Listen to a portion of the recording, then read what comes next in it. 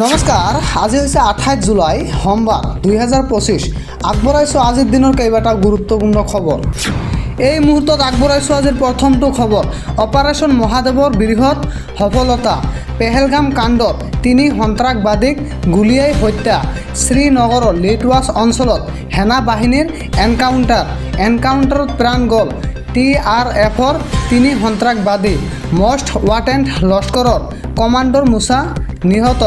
লিটৱাছ অঞ্চলত বৰ্তমানেও TRFৰ সন্ত্ৰাসবাদী লুকাই থকাৰ সন্দেহ।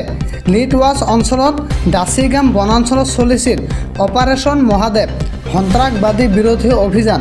ভাৰতীয় সেনা আৰু আৰক্ষীৰ সফলতা। ভাৰতীয় সেনাক আপুনিও জনাক শুভেচ্ছা। এই মুহূৰ্তত আগবঢ়াইছোঁ আজি দ্বিতীয়টো খবৰ। শিলাদিত্য দেৱৰ বংশধৰকহে ভূমিৰ পট্টা দিছে বিজেপি চৰকাৰে। বাংলাদেশৰ পৰা হিন্দু লোককো মাটিৰ পট্টা দিছে এইখন চৰকাৰে।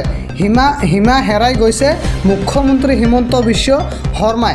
হিমন্ত বিশ্ব শৰ্মাই বাছি এটা সম্প্ৰদায়ক টাৰ্গেট কৰিছে।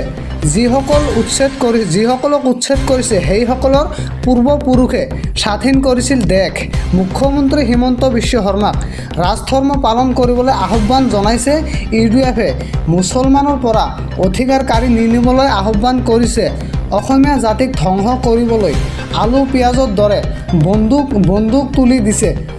মুখ্যমন্ত্ৰী নিজেও ডুবিব, অসমীয়া জাতিকো ডুবাব। বিস্ফোৰক মন্তব্য কৰিছে UDF-ৰ বিধায়ক ৰফিকুল ইছলাম। এই মুহূৰ্তত আগবঢ়াইছোঁ আজিৰ আন এটা খবৰ। মুখ্যমন্ত্ৰীয়ে মুছলমানৰ অধিকাৰ খৰ্ব কৰাৰ চেষ্টা কৰিছে। উচ্ছেদিত কোনো বাংলাদেশীয়ে নহয়, তেওঁলোক প্ৰকৃত ভাৰতীয়।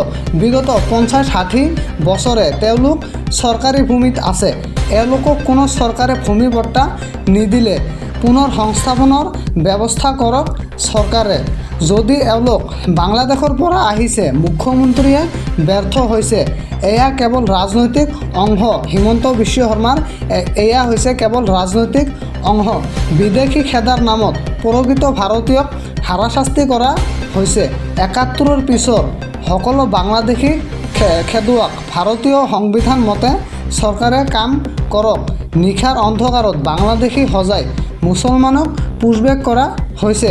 কাৰ জৰিয়তে চৰকাৰে বাংলাদেশীক বৰপিৰা পাৰি দিছে। আমাক মুছলিম স্বায়ত্ত শাসিত পৰিষদ লাগে। প্ৰয়োজনত সমগ্ৰ অসম স্তব্ধ কৰি দিয়া হ'ব। কাৰো ৰঙা চকুলৈ আমি ভয় নকৰোঁ। চৰকাৰলৈ স্পষ্ট সকীয়নি কৰিছে মুছাই।